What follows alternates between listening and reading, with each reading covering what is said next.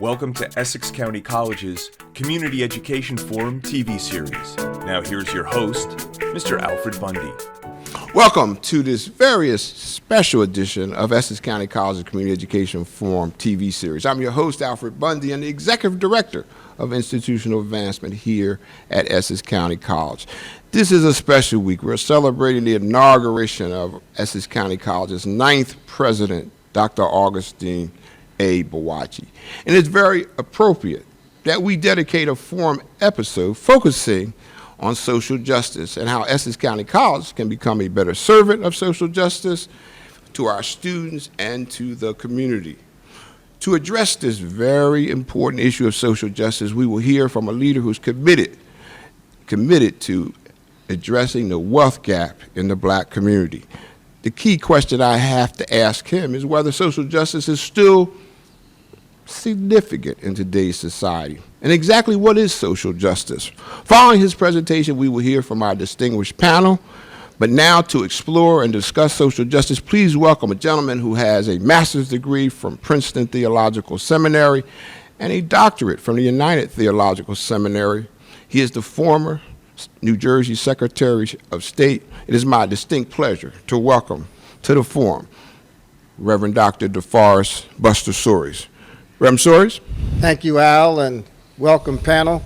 Thank you for inviting me to this very auspicious occasion and to this very important discussion about social justice. My cousin worked not far from here for a company that would not allow her to attend our aunt's funeral. Our aunt was our grandmother's aunt, and based on the policies that govern bereavement leave of that company, my aunt didn't qualify as immediate family. My cousin was good friends with her manager, but her manager actually penalized her for taking off, and my cousin decided that she would rather lose money and, if necessary, lose her job than to miss the funeral and life celebration of one of the matriarchs of our family. The root problem there is that that company's policies does not take into account cultural realities and distinctions. For in the African American family, extended family is immediate family. That really describes the root of our problem, because these cultural differences create environments of unfairness. And although that might seem like a very simple and minuscule, insignificant aspect of unfairness, it really plays out and cascades into voter rights and prison pipeline, police brutality. I say that because when we look at what's fair and what's not fair, we have to really look at it within the context of the history of this country.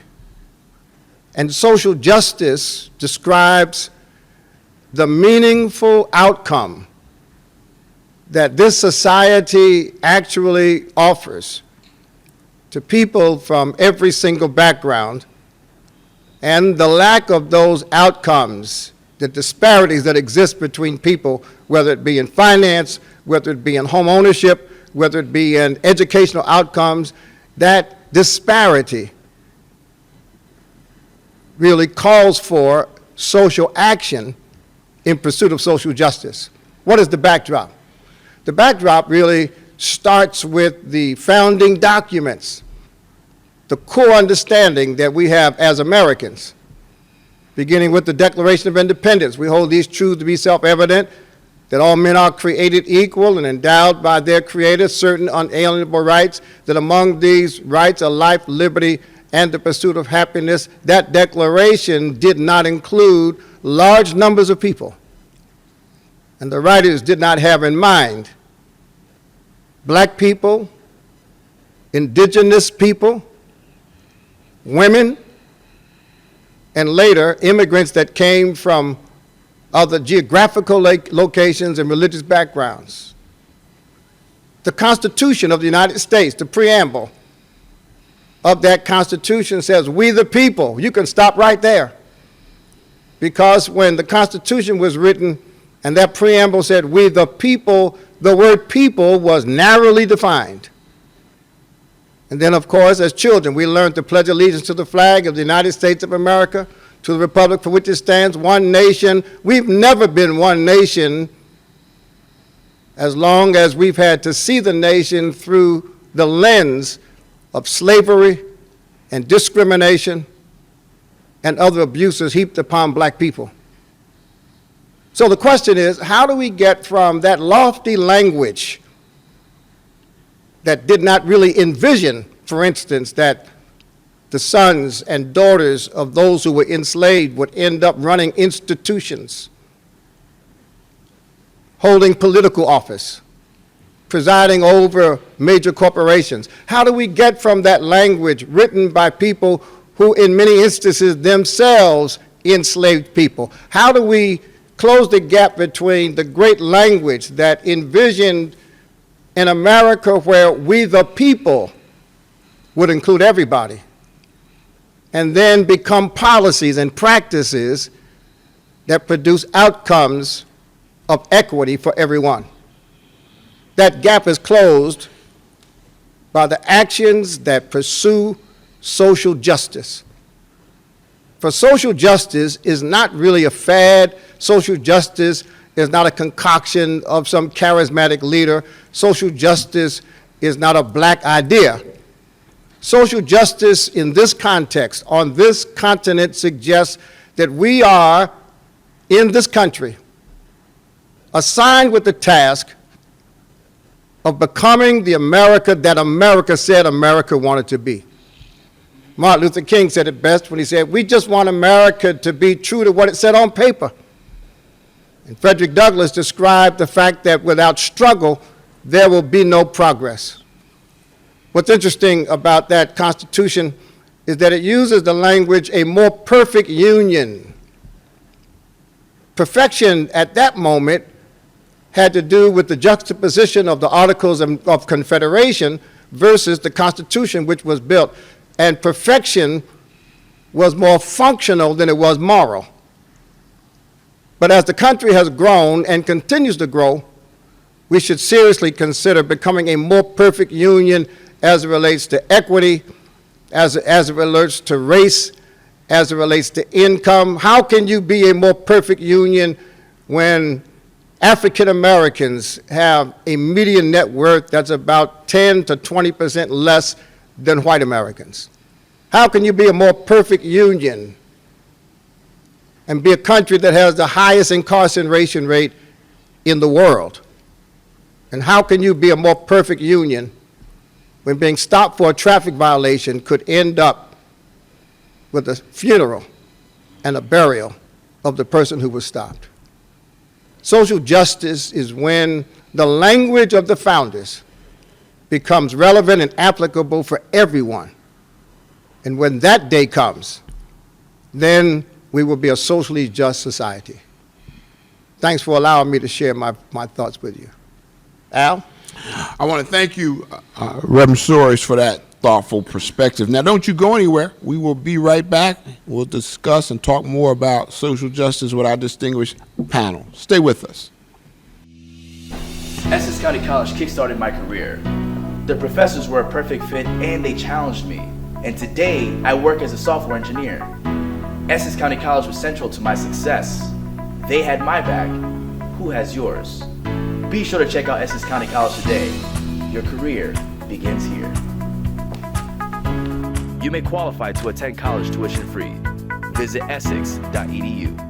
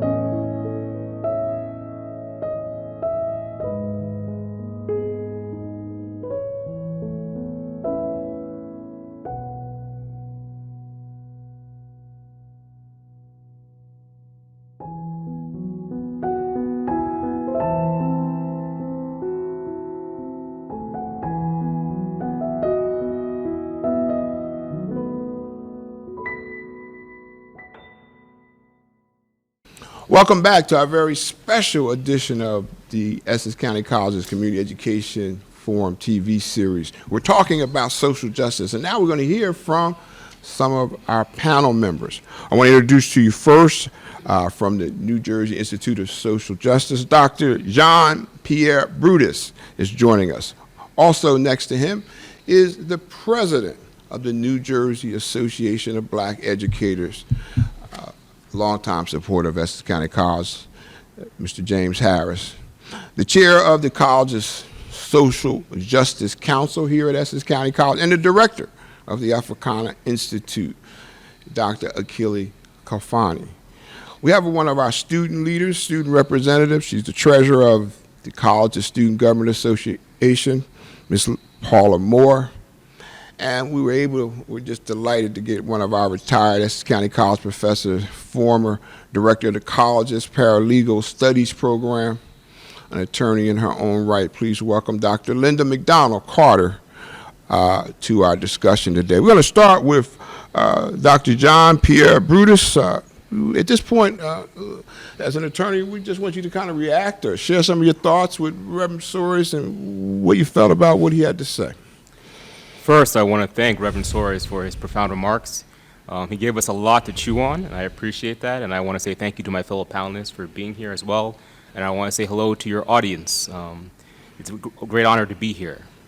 And I think I want to pull on one thread that Reverend Soaries highlighted, and this notion of we the people, particularly in relation to the U.S. history, in relation to race, to racism, and its relationship to black people in particular. So I want us to think about this notion of we the people, all right? From its inception, the U.S. has had a troubled history with black people. It's an inclusion of black people within what it considers to be we the people, right? And Reverend Soaries raised the great Frederick Douglass, the great orator. And he's also said, power concedes nothing without a demand, right? And really the history of the United States is the history of black people contesting the notion of what the we the people means, right? Contesting this notion of power. And we can look through to the first Reconstruction, right? What some call the second founding, right? This expansion of the notion of who are the people, right? And when we talk about social justice, it is black people who have mobilized, who have fought, who have suffered, who have bled to expand the notion of we the people. And every time black people have involved themselves in this struggle, it has expanded notions of democracy for others.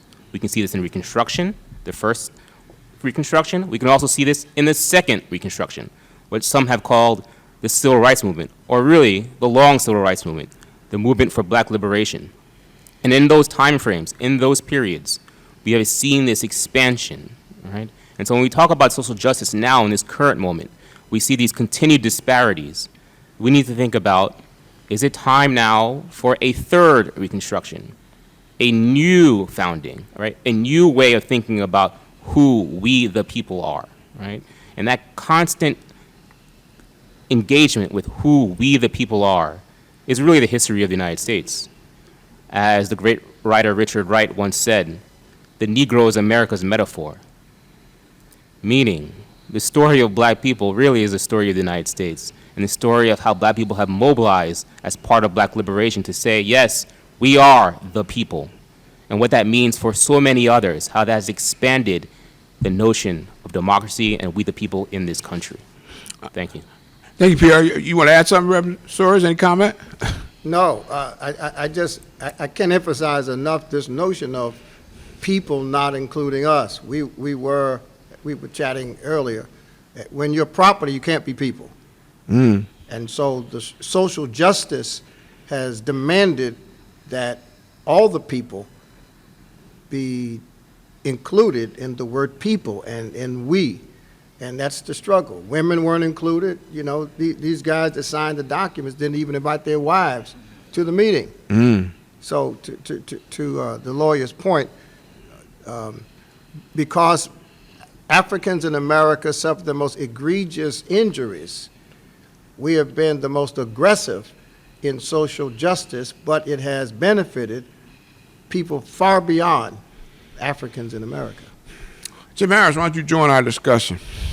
Well, thank you very much. It is indeed a pleasure to be here with my distinguished friend of many years, Reverend Soaries, and also with my panelists. And I'm very proud to be here in celebration of the inauguration of an incredible leader of Essex County College, Dr. Boakye. When I think about what Reverend Soaries was talking about, I, having graduated from Montclair State University as a history major, I had to go back to some dates. 1492. Columbus lost, claimed he discovered. How do you discover a place that's already occupied by people? It's like going out saying, I discovered your car. No, that's my car, I bought it. But look what happened to the people who Columbus discovered. And I also think about 1863 to, from 1619 to 1863. My arithmetic says that's 244 years that black folks had full employment.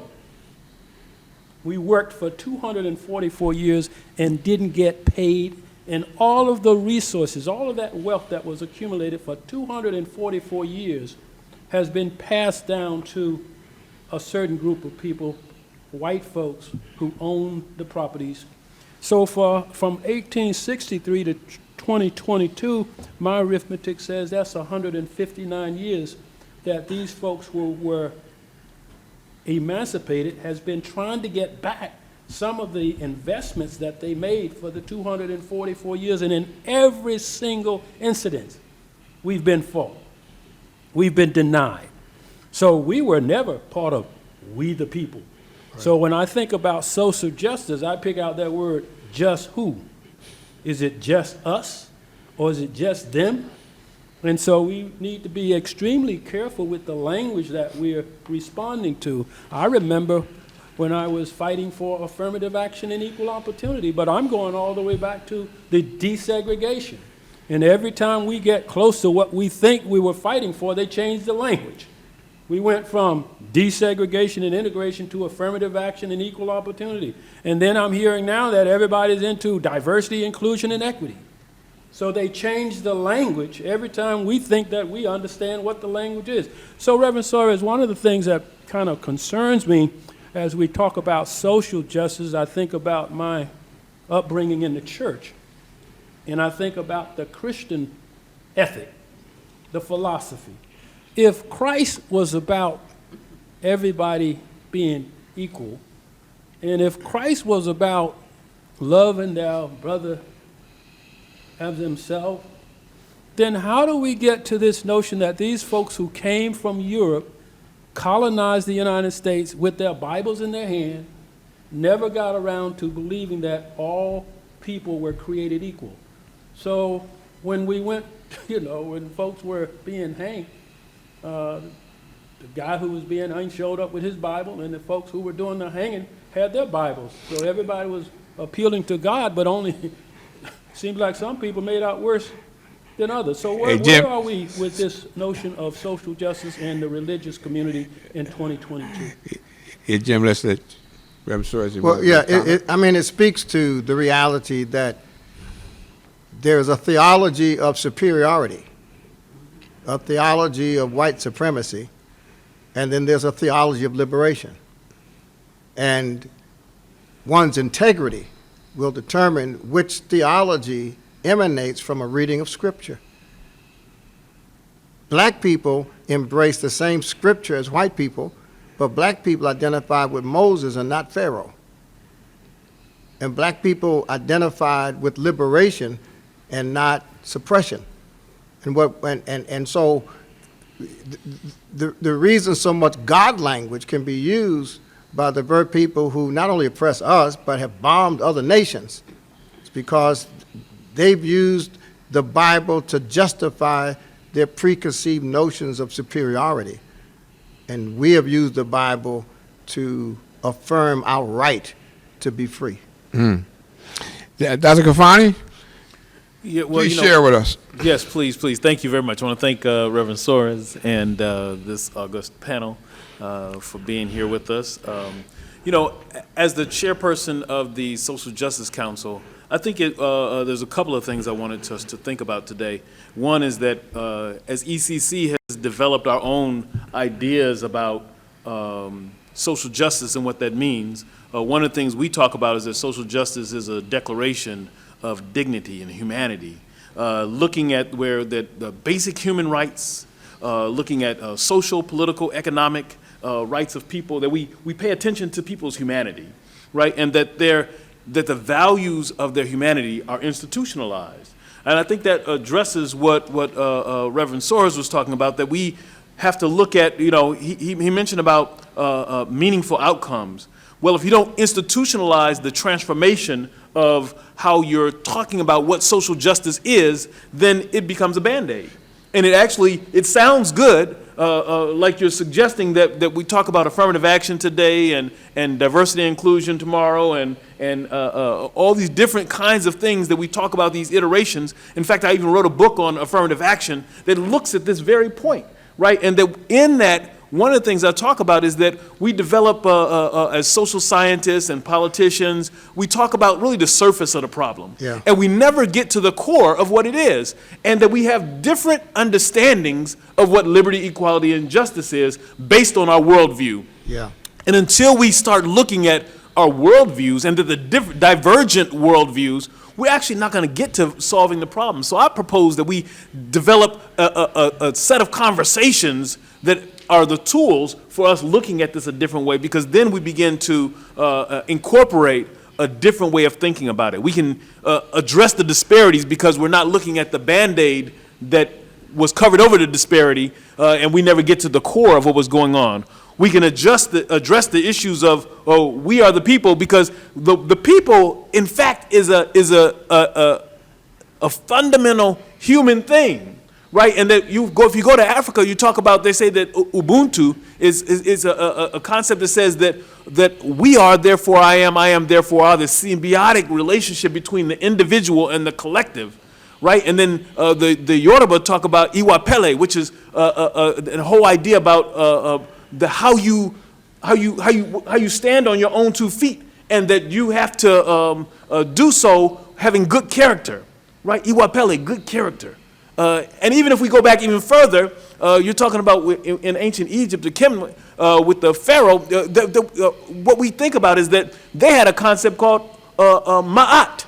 Ma'at was truth, justice, righteousness, harmony, balance, and reciprocity. These things collectively will bring us back to a place where we can actually get to social justice. But if we stay on this individualized thing, and dealing with racism and white supremacy as if it's the norm has to go back to before those things came into being. We can't use that as a starting point for what we talk about. We have to go back to something that gives us a place where social justice grew out of. Yeah, I'm so glad you said that, because that's precisely why I started with my cousin's job. Because racism has taken shape in different forms, and now it's institutionalized to the point where it's embedded in systems. So my cousin had a Caucasian manager, and they were friends.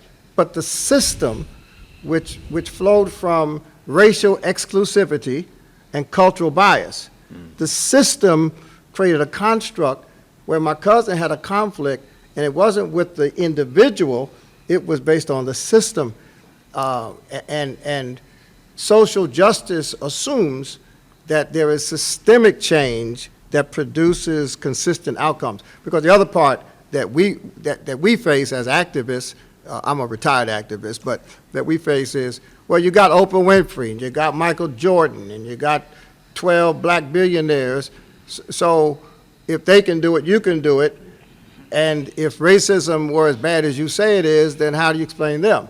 So your point is the point, that we've got to teach people about systemic evil, systemic racism. It's not just about individual white people calling us bad names. Right. Yeah. Let's hear from one of our student leaders here at Essex County College, Ms. Paula Moore. Join our discussion. Good afternoon, everyone. Thank you for having me here with you all today. Reverend Soaries, thank you for that opening bit.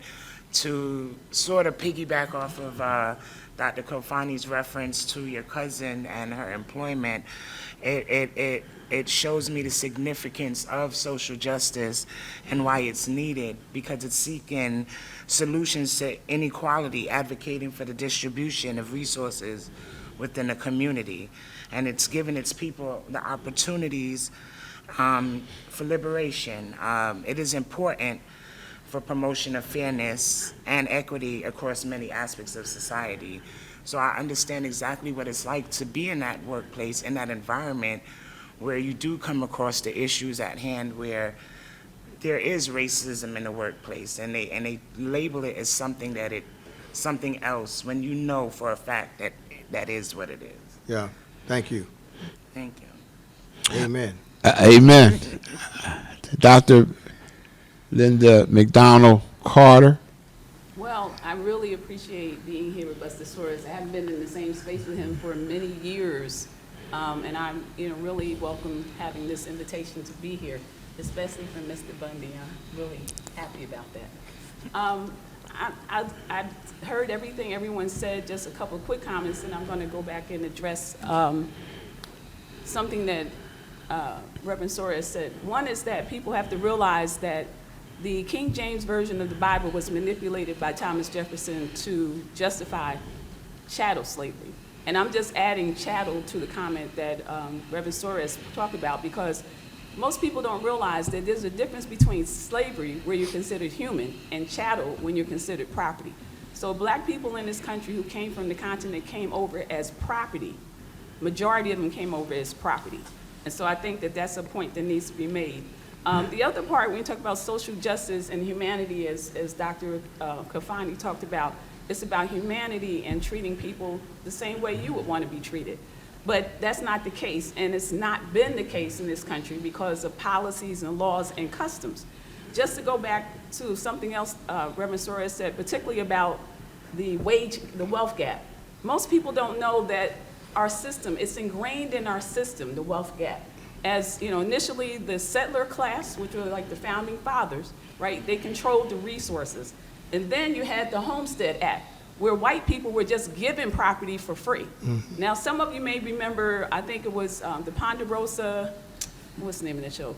Oh God.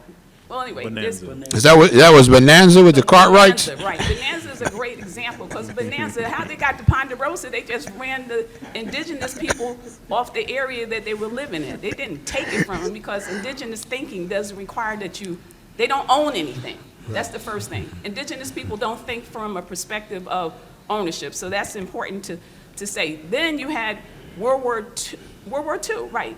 And there was a policy in World War II that has a lot to do with the wealth gap too. People say, well, slavery was a long time ago, chattel slavery was a long time ago. But when you look at World War II and veterans' benefits, right? And I just really realized why my father never made an effort to get a house through the VA loan. And the reason why he didn't is because he only had an 11th grade education. In order to get the loan, the policy was that you had to have a high school degree, which means that most of the black men who participated in World War II, particularly coming from the South and particularly coming from sharecropping, would at best have an 8th grade education on a good day. So that meant there were many black soldiers who would not have the opportunity to own the property. Now remember, housing was very inexpensive. And that's important to recognize. So you have policies, practices, and customs ever since the beginning of this country to perpetuate a wealth gap. Now, Reverend Soaries talked about, I think the average salary for black people in America is $23,000. For white people, in terms of wealth, is $200,000. He had mentioned just recently just a few minutes ago, about people will look at wealthy people, Oprah and a host of other people in the black community, say, well, they did it. You can pull yourself out by your bootstraps, but if you don't have any straps to pull up and no boots to pull up, then that's not gonna happen. The other thing is, don't get it confused, because it's not about individual wealth, it's about household wealth in America. And the thing is that for all intent and purposes, black people are behind $8.4 trillion in household wealth, right? So you can have Oprah, you can have all these different people, but if the household wealth and the resources and the cash of the household makes a difference. And that also goes into criminal justice, because when people have a need, especially in the marketing, when people are pushing, this materialism, you gotta have this, you gotta have that. People wanna have the same thing, but they may not have the cash or the resources. We can see it in terms of bail. Particularly Rikers Island is an excellent example. Most people on Rikers Island don't have the money for bail. It's not that they've done anything, but they don't have the ability to get a bond against their house, so they don't have to go to jail. They don't have that ability. So you have policies and practices in this country that stem from the point Reverend Soaries made earlier about we the people. We weren't included in it, and the policies and the practices and the customs have perpetuated this for years. And until such time, and I just want to give some numbers, one of the things is that not only are we $8.4 trillion behind because everybody else got stuff for free, whether they worked hard or not didn't matter. They just got it because of their color. And when you talk about like the Ponderosa as an example, people in these families are still holding on to that property. They can leverage that property to get loans, to start businesses, right? And this is in the 1800s, 1700s, but it's still having an impact on us today.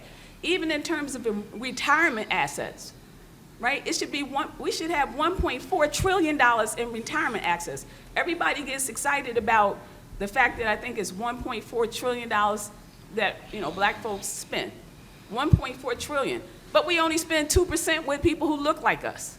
That's a problem, but it also goes back to the socialization that somebody else's stuff is better than ours. Mm-hmm. So, looking at the gap, looking at the fact there are wealthy people who make a lot of money, but even them, they do not-for-profit here. They do nonprofits in the black community, then they take their money somewhere else and they do it for profit, which gives wealth to another community. And for those of you who don't know, there was something called Levittown. In Levittown, it was very clear, talking about wealth for 2022. And Levittown was very clear, and that's at the time with people who were hyphenated Americans, Italians and Irish, right? They were hyphenated then. But with Levittown, they became white because they could get property, but black people could not get that property. Those homes started at like $4,500. Those homes are worth like $500,000 now, which means you can pass that wealth down to your family. So we have to look historically at how the settler class controlled the resources and the property, then the Homestead Act, and then more recently World War II, and not having the ability to buy homes. So, we talk about wealth in particular. We're talking about people not having an education that will allow them to do that. That's really important. And the other thing is even the billionaires in our community. We have, I think the richest person has $6 billion, right?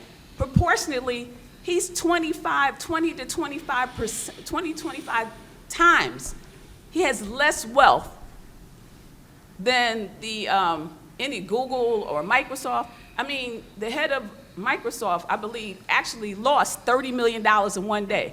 The wealthiest black person only has $6 billion. So even proportionally, they're 20 to 25 times wealthier than we are. Dr. Carter? When we talk about a wealth gap, that's what we need to consider. We certainly appreciate that. And actually, Reverend Soaries, if you don't mind, we know you have a popular book out called D-Free. You might want to just comment a little bit about what you're seeing about the wealth gap. And before we close this segment, I'm going to come back to each of you and just ask you, are we moving forward or are we moving backward? But I'm going to start with Reverend Soaries and let him just kind of comment about what you were talking about, how severe the wealth gap is and some of the problems. I think all of these facts should do two things. One, should help us understand the size and scope of the challenge. And then two, motivate us to do more than we would have done otherwise to try to get ahead. After slavery, we actually were more strategic in the use of our money than we are today. And so my work has to do with helping our community develop strategies in light of our reality.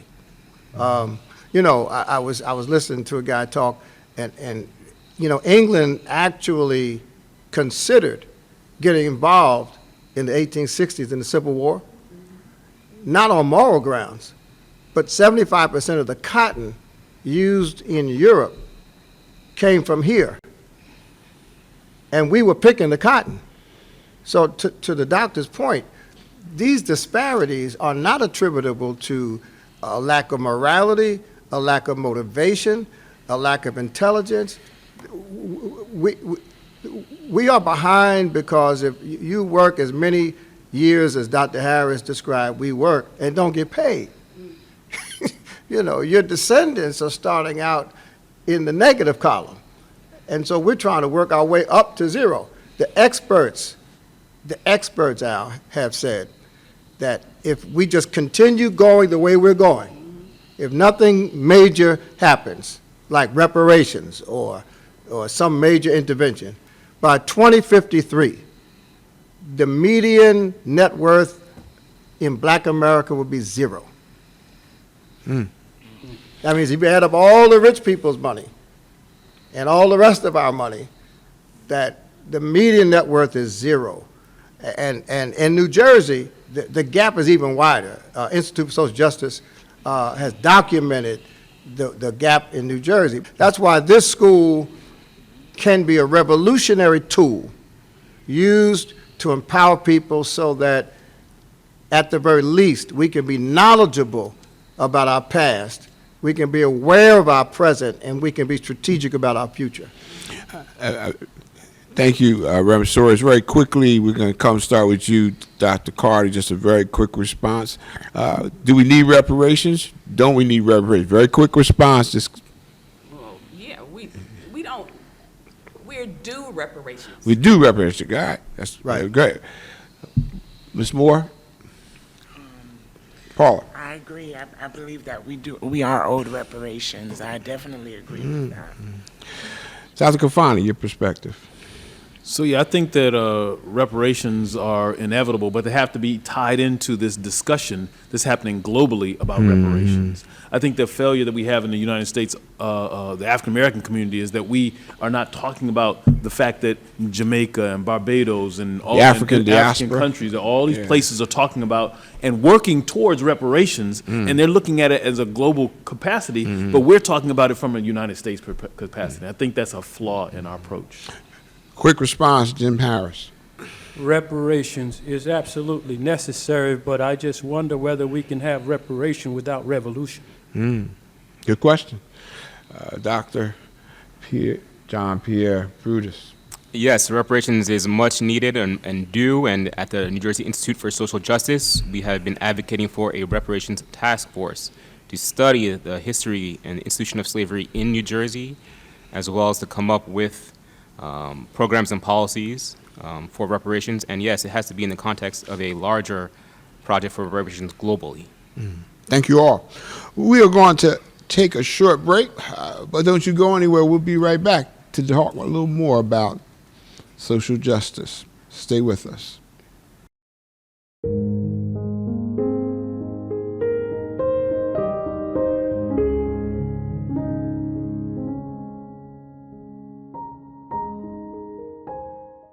Welcome back to this special edition of Essex County College's Community Education Forum TV series. We've been talking about social justice. We've heard from our panel. We've heard from our special guest, Reverend Buster Soaries. We've been challenged during this portion of our discussion by our new president, Dr. Augustine Boakye. He's trying to find a little bit more what we here at the college can do to be a better champion for social justice. So I want to ask our panel, I'm going to start with you, Dr. Linda McDonald Carter. I keep your remarks short now.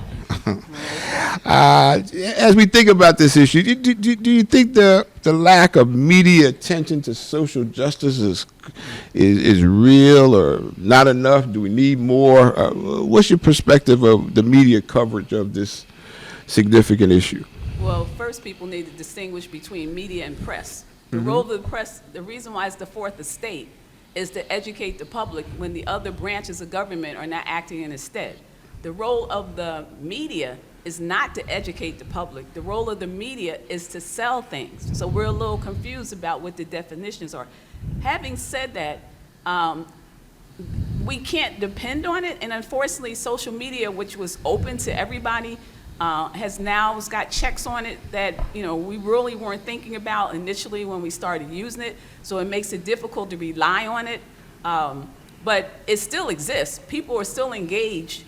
The problem is that individuals are not getting the attention, but that doesn't mean that it's not happening. It's not in the interest of the media to all the time to release and make sure this information is available. I've always told my students, you always want to look and follow the money. That determines what people's interests are. And for the media, you can tell by whoever's invested in it what they're going to cover and they're not going to cover. And if social justice is not in their interest, they're not going to cover it.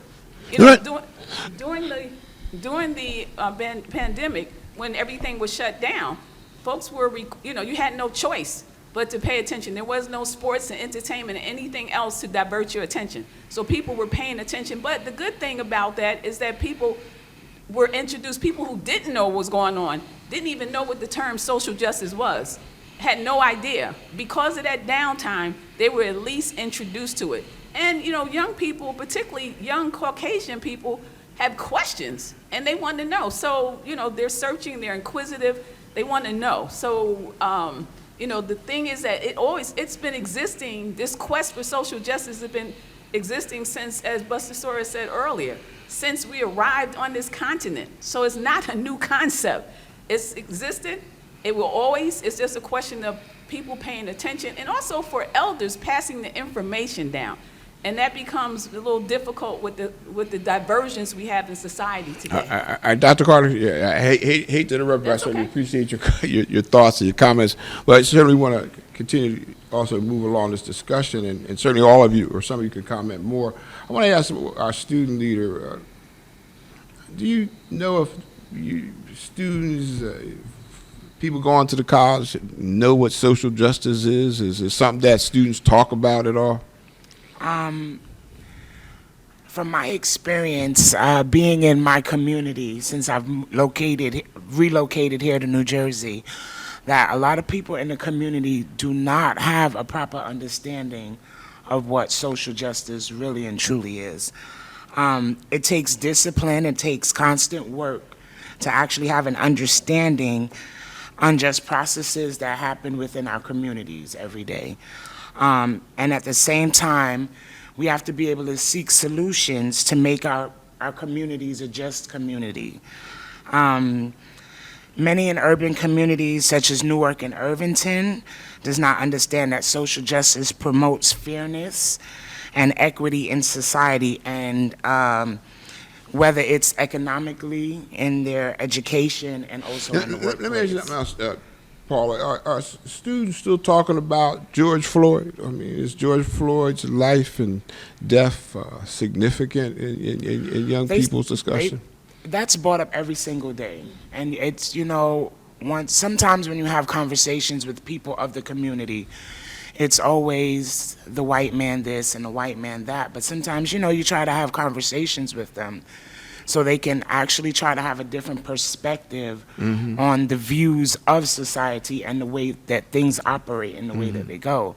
A lot of people don't understand that doing something as simple as going to your neighborhood town hall meeting can make a change. Because one little comment, you can say no.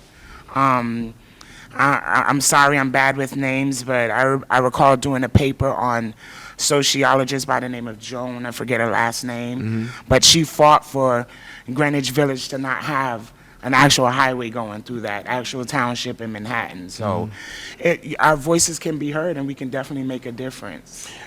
Let me go to you, Dr. Kafani. What's one project you'd like to see maybe Essex County College students get more engaged in that might begin to highlight the importance or the significance of social justice? What do you think? Maybe I'll say two, but I'll try to make it short. One, I think, is we already are working on study abroad. And I think that actually is a great way for students to learn something about where they live because they have an understanding about the world around them. And not just according to what someone said, but actually having been there, and then come back to campus as a international student ambassador, right? And then you talk to the students around you about those experiences, and now they have a little touch about what that experience was like, so that they enlighten folks, but not just in campus, that they can do those things externally. And I think that those are both good recruitment as well as educating of the public about those things as we deal with social justice externally. When we were in China, we talked about social justice. Absolutely. Dr. Kafani, is this part of a way of life that some of us need to be seriously adapting, engaging, Almost teaching definitely. to our children? Yeah. I think that the core of social justice is what you do in your kitchen. You know, if you're not having conversations with your children and with your spouse and your other folks in your neighborhood about these issues, then maybe it doesn't really touch at home with you, right? And I think that we've got to get to a place where these issues really hit home with folks, so that they can then externalize them and internalize them, because I think those two things have to go, we have to have a symbiosis between those two things, because the internal component is the thing that motivates you to act differently in an external capacity. If it hasn't touched you at home, to be about social justice, to respect the humanity of someone, then you're not going to do it externally. Let me just give you a proverb to go with. There's a southern Sutu proverb that says, "Moto ke moto kabato." And what that proverb says is that your humanity is attested to by how humanely you treat your neighbor. Just that simple. Mr. Bundy, can you add to that if you don't mind? Yeah, briefly. Okay, just real briefly.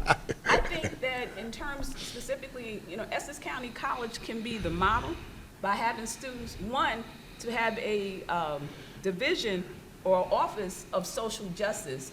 And I think that anything that goes through, any policy, rule, regulation that goes through this college, any decision that's made should be made through, it should go through the process, like an environmental impact statement, a economic impact statement, a social justice impact statement. And I think it would be helpful to include the students and having them working in that, so they can see what decisions and policies been made if they're involved in environmental impact, in social justice impact, any of that. And then the other part has to do with community benefits arrangements. And I think that students should be involved in the policy around that, and that Essex County can serve as a model for the entire country with regard to social justice, especially having the office and especially having the students engaged in it and actually reviewing these things to make sure, since they pay a predominant amount of the tuition money goes to our budget, that it seems that students would be involved in that and have some significant role to play, and that would be institutionalized. So no matter whether Dr. Boakye's here or whoever's here, it's an institutional system that will carry on.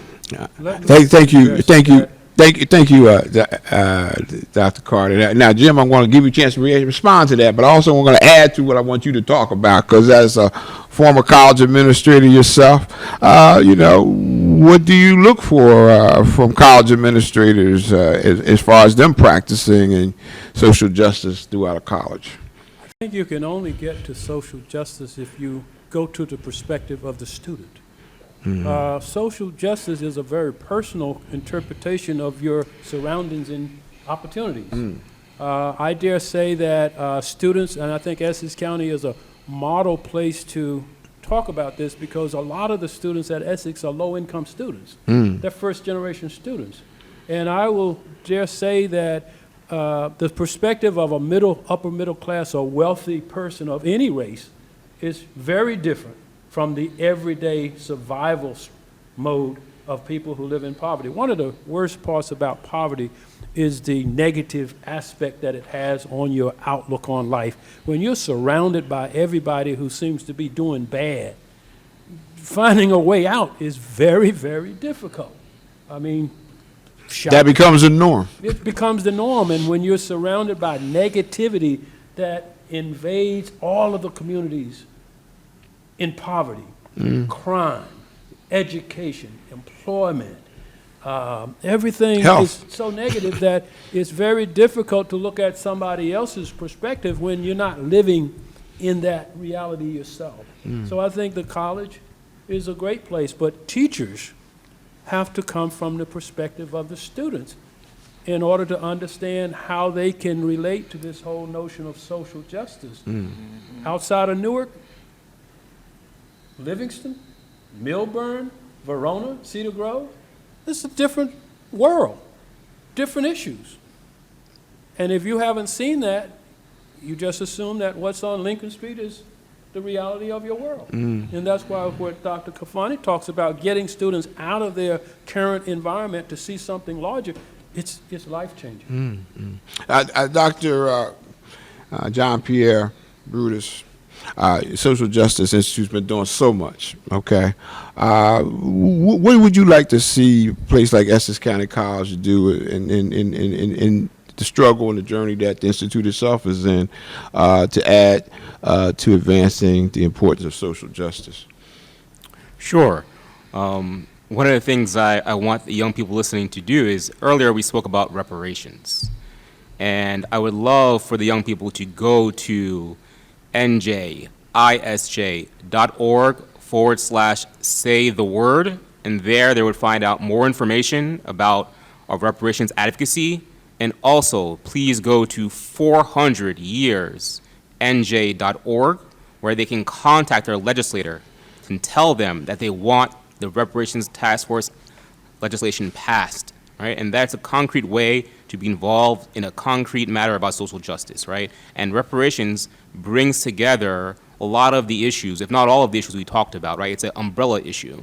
And I think one of the concrete ways is that young people and students in particular can think about is thinking about the everyday kinds of social media that you use, right?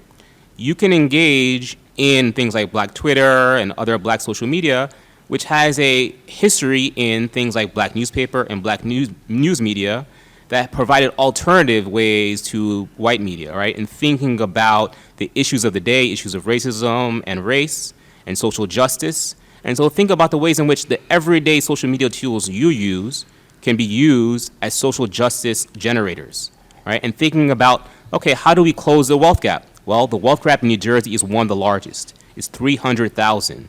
The median household wealth for white families in New Jersey is 322,500, and for Black families, it's 17,700. In a high-income state, less than 20% of the people make less than $35,000 a year. There's a massive disparity, and one of the issues, or one of the underlying reasons for that, is a gap in home ownership, right? And the home ownership gap is that white families have 75% rate of home ownership, as opposed to Black families having a 38% rate of home ownership. And so thinking about, I want to empower young people to think about things like home ownership, think pushing for first generation home buying, right? Thinking about what kinds of jobs they can get to improve their income, but also about empowering themselves at their workplaces. What kind of legislation can be passed to improve their workplaces, right? We talked earlier about bereavement leave, right? That's also a workplace issue. What kind of laws and legislation can be passed to improve bereavement issues or empower workers, right? Particularly Black workers and workers of color who are in jobs that disproportionately disfavor them with less favorable benefits, right? Think about young people expanding the notions of social justice. Social justice itself is always an activity. It's always an active engagement. It's never just a mindset. It's always about action and constantly engaging in that, right? Engaging in your world. Thank you, Attorney. Now, we don't have a lot of time left, but I'm coming down this panel now. I'm going to give all of you now. Dr. Carter? Yes. 30 seconds. We'll give each of y'all 30 seconds. One thing that we just must put in the priority list of trying to advance and increase the importance of social media. Just one thing, that's all you get. And then after that, we're coming to Reverend Soaries, who's going to give us kind of a closing commentary for our discussion today. But I'm going to start right here with our attorney from the Social Justice Institute. Once again, Dr. I can't thank you so much for joining us, Dr. John Pierre Brutus. The one thing that I will leave your students and the young people who are listening with, and I think this is important, it might sound hokey, it might sound unimportant, but it goes back to what we were talking before. I always want you to retain the power of imagination, the power to understand that things can be different than what they are. Once you succumb to the idea that things will always be the same, that things can't be changed, you have succumbed to power, right? There was a time before when there wasn't white supremacy. That means that there can be a time again when there isn't white supremacy. And so when you are pushing for social justice, you need to retain a vision. And part of having a vision is being creative and having an imagination. And the vision will lead you to pushing, to action. And that will guide you to doing the day-to-day things that are involved in social justice. Attorney, you took off Jim Harris's time, but Jim, we're going to still squeeze 30 seconds in there for you, please. As an educator, of course, I have to believe that education is the key to upward mobility. Education is the key to larger understanding. And I believe that once you get your education together, you got to take that. And everything should be about educating, organizing, and mobilizing. Educating, organizing, and mobilizing, which means you need to show up, stand up, and speak truth to power wherever you go. Thank you. Dr. Kafani? Yes, sir. So I think that Jim makes a great point that we've got to have young folks learn how to be and get engaged. So first they have to educate themselves in a diverse set, and I think that education is beyond just being in school. I think being in school is an important part of it, but they've got to get education, get it embedded in themselves in such a way that it becomes part of who they are. I always say that you want to, whatever you're studying, you want to own the knowledge, and we want them to own the knowledge. And then the last part is that they got to be engaged, as Jim also said, and I mean with learning civics, but being engaged civically, participating in elections, participating in social movements, protests that are going on, organizations. Get in an organization. We have very few students who are actively engaged in organization to push agendas. We got to get folks engaged in organizations to do so. And I'm so glad you brought the word civics, because when we were coming up, civics were in all schools. Civics don't exist anymore, and civics had a lot to do with how we treated each other and learned more about our government and environment. Student leader, treasurer of the Student Government Association in Baltimore. As a student here at Essex County College, I have definitely learned to think outside of the box and to see the differences in equality and equality here in New Jersey. As treasurer, I do have one more term as treasurer, so I do plan on at least trying to hold monthly student forums, so then that way we can always touch on the topic of social justice. I think that is the only way where you can have student inclusion in the school. And then once we work on the clubs, once we get the clubs involved, they have their members. They'll be able to reach out to other students as well. So that'll be my focus for my last semester here at Essex County College. Fantastic. Dr. Carter, 30 seconds. Really quickly. Just for those who really don't understand, the purpose of civics is for you to control and manage government through your elected officials. Elected officials are not leaders. Leaders are people willing to die for you. And the only elected official I knew who was willing to do that, probably two, Shirley Chisholm and Adam Clayton Powell. So it's about learning how to manage elected officials to get what you need from them, as opposed to having them do the opposite. The other thing I will say about education, be careful not to be miseducated. Education in and of itself is fine, learning how to read and write, but do not be miseducated.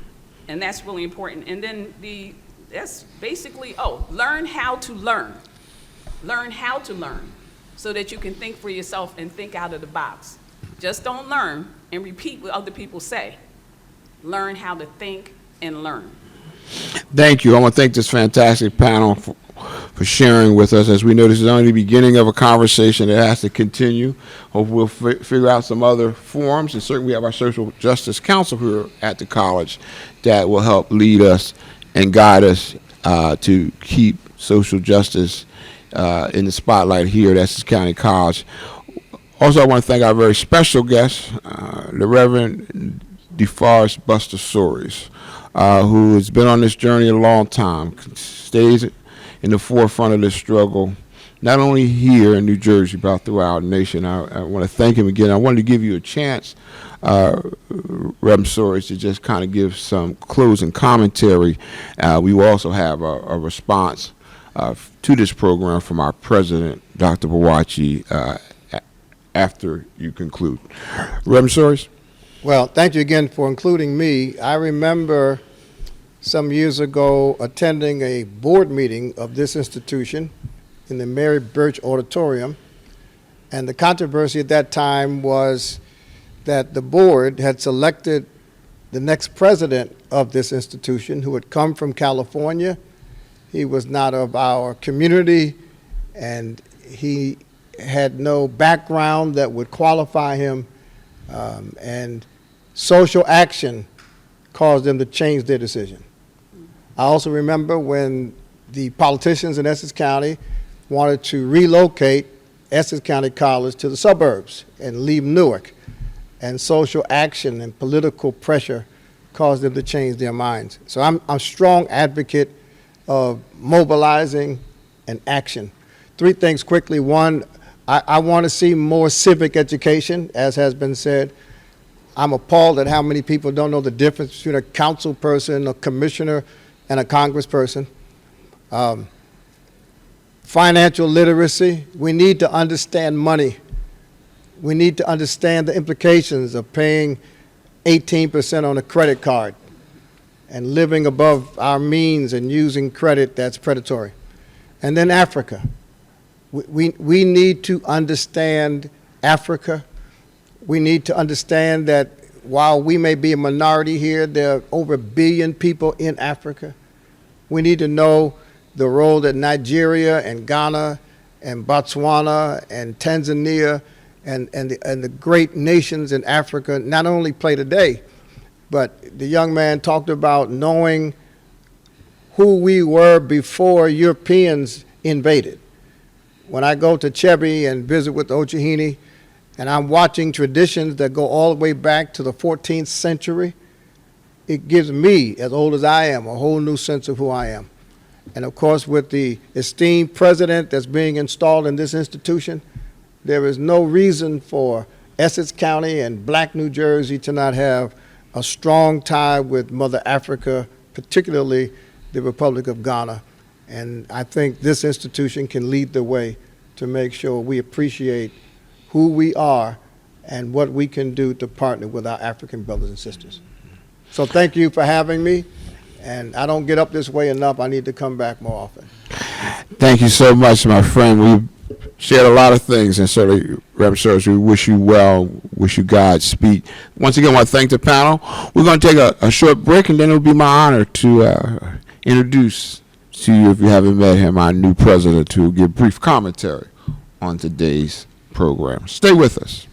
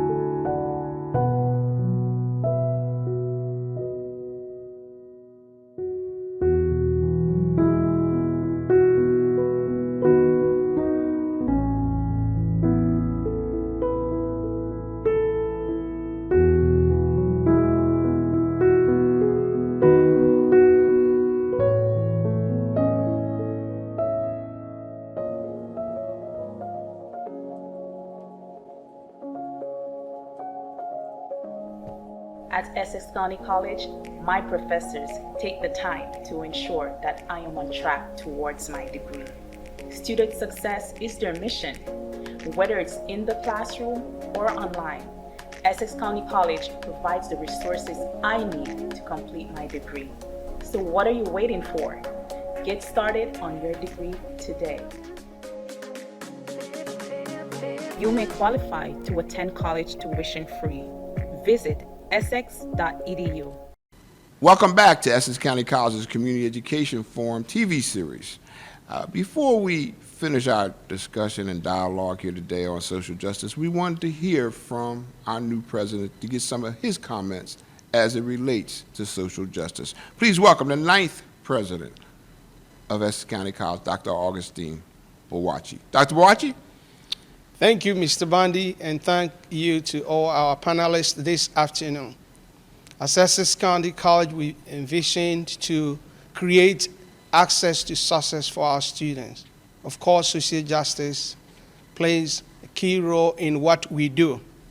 And as we heard, it is not just a matter of educating one another, but also practicing, making sure that whatever we do, we incorporate social justice in it by ensuring diversity, equity, and inclusion.